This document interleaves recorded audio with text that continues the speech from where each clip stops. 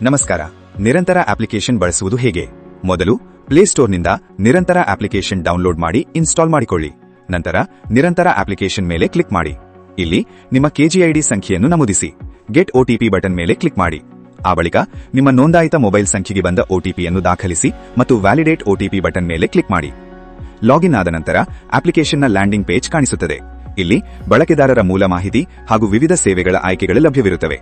Profile ವಿಭಾಗದಲ್ಲಿ ಶಿಕ್ಷಕರ ಹೆಸರು, ಹುದ್ದೆ, KGID, ಇನ್ಸ್ಟಿಟ್ಯೂಟ್ ಕೋಡ್, ಶಾಲೆ ಅಥವಾ ಕಾಲೇಜಿನ ಮಾಹಿತಿ ಹಾಗೂ ಜಿಲ್ಲೆ ಮತ್ತು ತಾಲೂಕಿನ ವಿವರಗಳನ್ನು ವೀಕ್ಷಿಸಬಹುದು. ಅಗತ್ಯವಿದ್ದಲ್ಲಿ ಇಂಗ್ಲಿಷ್ ಅಥವಾ ಕನ್ನಡ ಭಾಷೆಗೆ ಸುಲಭವಾಗಿ ಬದಲಾಯಿಸಬಹುದು. ಹೊಸ ವಿದ್ಯಾರ್ಥಿಯನ್ನು ನೋಂದಾಯಿಸಲು ರಿಜಿಸ್ಟರ್ ಸ್ಟೂಡೆಂಟ್ ಬಟನ್ ಮೇಲೆ ಕ್ಲಿಕ್ ಮಾಡಿ. ಮೊದಲು ತರಗತಿ ಮತ್ತು ಸ್ಟ್ರೀಮ್ ಅನ್ನು ಆಯ್ಕೆ ಮಾಡಿ. ಬಳಿಕ ಗೆಟ್ ಸ್ಟೂಡೆಂಟ್ ಲಿಸ್ಟ್ ಬಟನ್ ಮೇಲೆ ಕ್ಲಿಕ್ ಮಾಡಿ. ಸಂಬಂಧಿತ ವಿದ್ಯಾರ್ಥಿಗಳ ಪಟ್ಟಿ ಪ್ರದರ್ಶನವಾಗುತ್ತದೆ. ಸ್ಟೇಟಸ್ ಕಾಲಂನಲ್ಲಿ ನಾಟ್ ರಿಜಿಸ್ಟರ್ಡ್ ಎಂದು ಕಾಣಿಸಿದರೆ ಅದರ ಮೇಲೆ ಕ್ಲಿಕ್ ಮಾಡಿ. ನಂತರ ಕ್ಯಾಮೆರಾ ತೆರೆಯುತ್ತದೆ. ಕೆಳಭಾಗದಲ್ಲಿರುವ ಪ್ಲಸ್ ಐಕಾನ್ ಮೇಲೆ ಕ್ಲಿಕ್ ಮಾಡಿ. ಬಳಿಕ ಕ್ಯಾಪ್ಚರ್ ಬಟನ್ ಒತ್ತುವ ಮೂಲಕ ವಿದ್ಯಾರ್ಥಿಯ ಮುಖವನ್ನು 1ನೇ ಬಾರಿ ನೇರವಾಗಿ ಸೆರೆಹಿಡಿಯಿರಿ, 2ನೇ ಬಾರಿ ಮುಖವನ್ನು ಸ್ವಲ್ಪ ಎಡಕ್ಕೆ ತಿರುಗಿಸಿ ಸೆರೆಹಿಡಿಯಿರಿ, 3ನೇ ಬಾರಿ ಮುಖವನ್ನು ಸ್ವಲ್ಪ ಬಲಕ್ಕೆ ತಿರುಗಿಸಿ ಸೆರೆಹಿಡಿಯಿರಿ. ಗಮನಿಸಿ, ನೋಂದಣಿ ಪ್ರಕ್ರಿಯೆಯ ಸಮಯದಲ್ಲಿ ಒಬ್ಬ ವಿದ್ಯಾರ್ಥಿಯ ಮುಖವನ್ನಷ್ಟೇ ಸೆರೆಹಿಡಿಯಬೇಕು. ಒಂದಕ್ಕಿಂತ ಹೆಚ್ಚು ಮುಖಗಳು ಕಾಣಿಸದಂತೆ ಗಮನಿಸಿ. ವಿದ್ಯಾರ್ಥಿಗಳ ನೋಂದಣಿ ಸಮಯದಲ್ಲಿ ಹಿನ್ನೆಲೆಯ ತೀವ್ರ ಬೆಳಕನ್ನು ತಪ್ಪಿಸಿ. ಈ ಪ್ರಕ್ರಿಯೆಯ ನಂತರ ವಿದ್ಯಾರ್ಥಿಯ ನೋಂದಣಿ ಯಶಸ್ವಿಯಾಗಿ ಪೂರ್ಣಗೊಳ್ಳುತ್ತದೆ. ನೆನಪಿರಲಿ, ವಿದ್ಯಾರ್ಥಿಗಳನ್ನು ನೋಂದಾಯಿಸುವ ಸಮಯದಲ್ಲಿ ನಿಮ್ಮ ಮೊಬೈಲ್ ಇಂಟರ್ನೆಟ್ಗೆ ಸಂಪರ್ಕಗೊಂಡಿರಬೇಕು. ಅದೇ ರೀತಿ ಮೊದಲ ಬಾರಿಗೆ ಹಾಜರಾತಿಯನ್ನು ದಾಖಲಿಸುವಾಗಲೂ ನಿಮ್ಮ ಮೊಬೈಲ್ ಇಂಟರ್ನೆಟ್ಗೆ ಸಂಪರ್ಕ ಹೊಂದಿರಬೇಕು. ವಿದ್ಯಾರ್ಥಿಗಳ ಬೆಳಗಿನ ಅವಧಿಯ ಹಾಜರಾತಿಯನ್ನು ಗುರುತಿಸಲು ಮಾರ್ನಿಂಗ್ ಅಟೆಂಡೆನ್ಸ್ ಬಟನ್ ಮೇಲೆ ಕ್ಲಿಕ್ ಮಾಡಿ.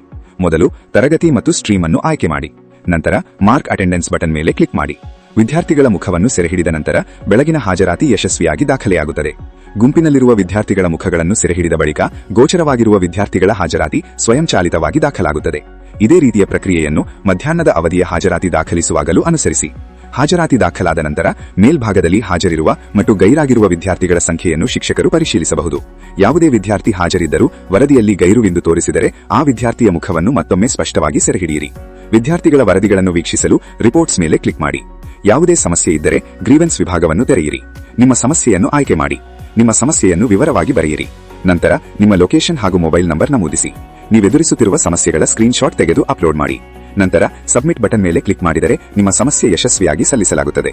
ಗ್ರೀವೆನ್ಸ್ ಸ್ಟೇಟಸ್ ನೋಡಬೇಕೆಂದರೆ ರೇಸ್ಡ್ ಗ್ರೀವೆನ್ಸ್ ಬಟನ್ ಮೇಲೆ ಕ್ಲಿಕ್ ಮಾಡಿ. ನೀವು ಲಾಗ್ಔಟ್ ಮಾಡಲು ಬಯಸಿದರೆ ನಿಮ್ಮ ಪ್ರೊಫೈಲ್ ಮೇಲೆ ಕ್ಲಿಕ್ ಮಾಡಿ ಮತ್ತು ಸೈನ್ ಔಟ್ ಬಟನ್ ಮೇಲೆ ಕ್ಲಿಕ್ ಮಾಡಿ. ವಿಡಿಯೋವನ್ನು ವೀಕ್ಷಿಸಿದ್ದಕ್ಕಾಗಿ ಧನ್ಯವಾದಗಳು.